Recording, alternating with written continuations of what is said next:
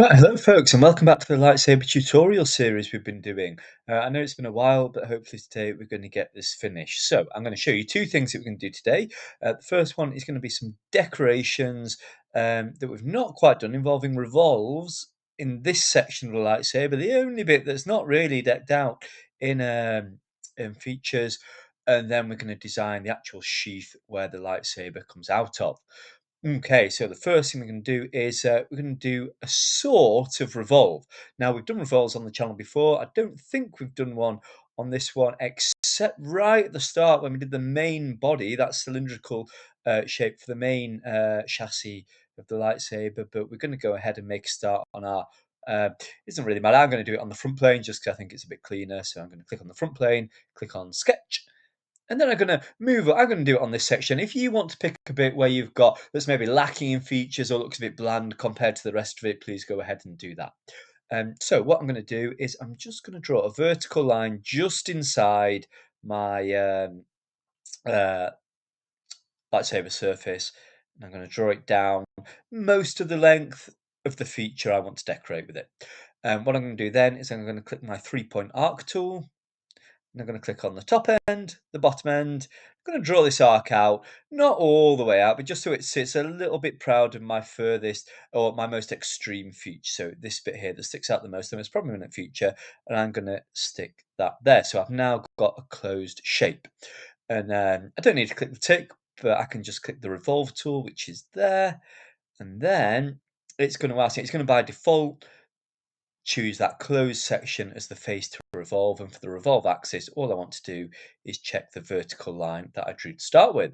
And what that is going to do, that is going to spin this profile or this cross section around almost like an Easter egg or a rugby ball around this axis.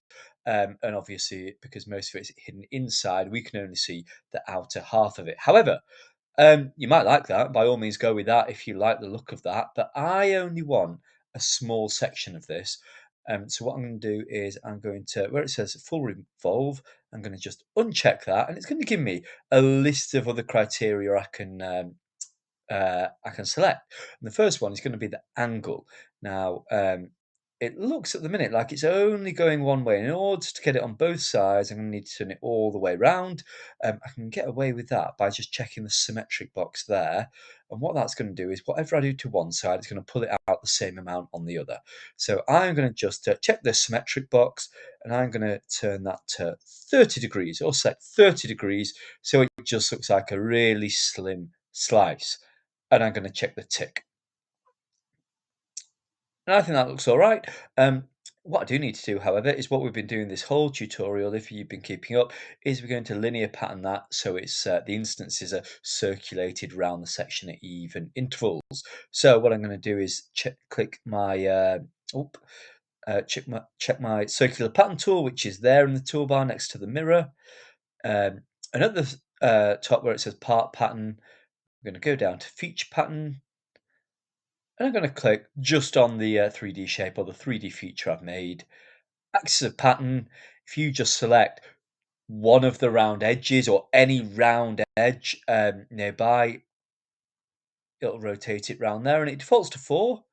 Um, you can go lower, you can go to 3 or 2, and it will always, unless you specify it, unless you uncheck equal spacing, it will default to organizing those at equal intervals. Let's see what 8 looks like. And as we've discussed earlier on the channel, for these features, because they're quite nuanced and quite slight, none of them are very brash, it usually looks better if you've got a few more of them. So I'm going to stick with 8 and click the tick. And now I've got the actual handle and the decoration on the handle, the features, the grips. I'm quite happy with those. I think they look really nice. So, um, go ahead, sort that out, and pause the video until you want to know about the next bit. And this is the sheath. So, what I'm going to do now is I'm going to look at my top view, and I'm going to click on a sketch on the top surface, that flat surface that we should have got. I'm going to look directly at it, and I'm going to click the project or convert tool. And if I just click on the top, it's going to turn that form, that circle, it's going to turn that into an active part of my sketch for me. what I'm going to do then is I'm going to click center point circle.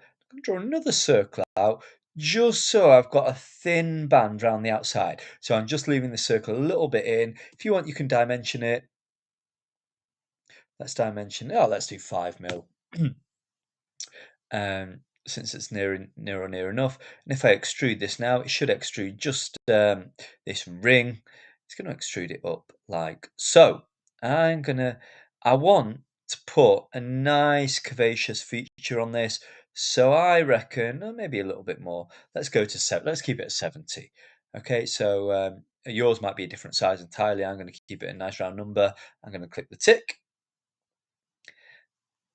And I'm going to do a few things here. So the first thing I'm going to do is, and this is going to be the main thing, just to make it look really nice, I'm going to do a sketch again on the front or right plane. Again, it doesn't really matter. It might matter to you. You can have a play about with this however you want. And then I'm going to check my spline tool and just going to start off outside, and I'm going to draw a nice sweeping curve, almost like a sideways S,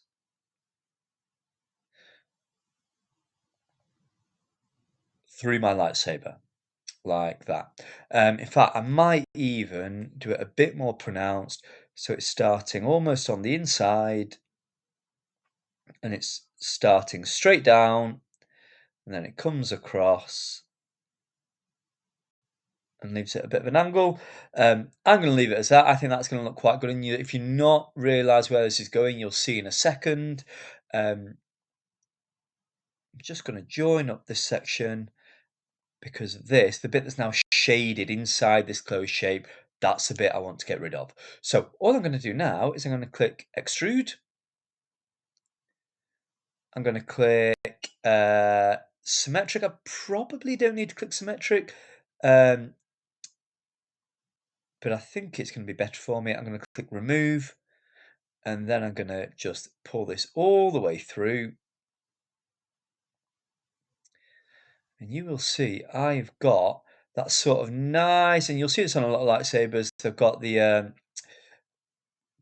they've got one bit almost like a shield or a guard that comes up next to the lightsaber, and the other bit tails away. In fact, I'm going to modify that sketch because that's come out a bit narrower on this side. So what I'm going to do is I'm just going to redo that. I'm going to drag this node a bit more towards the center, and you might find it better if you start off a bit more centrally. And if you just drag the nodes, you should be able to control exactly what's going on with them. It might be easier at this point just to choose a new sketch or make a new sketch, and then we'll sort of drag this down here. I know I'm waffling a little bit while we faff about with it. And now once you've got that new revised sketch, I'm going to click my tick. And that looks a bit better. I've got that big guard, and I can put some chamfers or fillets on. Let's put some fillets on these corners just to round it off really nicely. I'm going to want them nice and big. So let's 2 mil, let's try 20, see what that looks like. And now I've got what I think is a finished lightsaber. Now, I'm expecting that yours are going to look much different to mine because you followed along with all the tips, but you made your own design, you've done your own shapes, made your own patterns, but hopefully you've learned something from the series. I hope you have. If you have, drop a like, drop a comment. If you want to see more like this, please let me know. Thanks for watching, guys, and I'll see you in the next video.